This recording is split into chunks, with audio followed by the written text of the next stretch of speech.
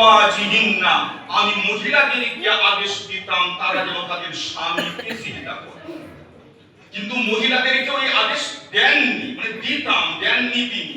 তাহলে বোঝা গেল আল্লাহ ছাড়া কারো সামনে সিজদা করা এটা হচ্ছে তাওহীদ ফিল উলুহিয়্যাহ, যে আমার ইবাদতের একমাত্র হকদার হচ্ছেন আল্লাহ।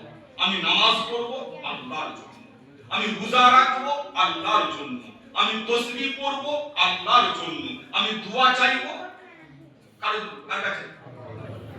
আল্লাহ তাআলা আমাদেরকে প্রত্যেক রাকাতে আমাদের কোন সূরা পড়তে হয়? কথা বলেন না, প্রত্যেক রাকাতে কোন সূরা পড়তে হয়? সূরা ফাতিহা। যেটা না পড়লে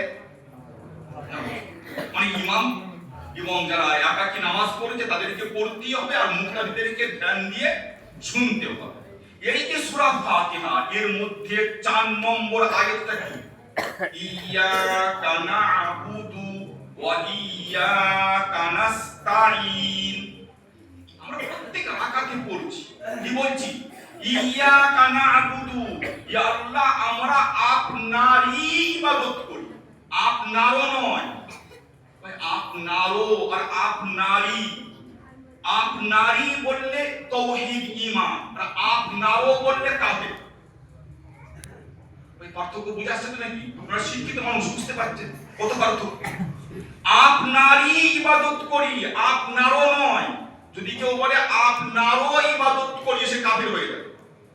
তার মানে কি যে আপনার সাথে আরো অন্য কারো ইবাদত করি? না না, ইবাদতের যোগ্য একমাত্র আল্লাহ। ইয়্যাকা না'বুদু, আমরা আপনারই ইবাদত করি, আপনি ছাড়া কারো কোনো রকম ইবাদত করি না।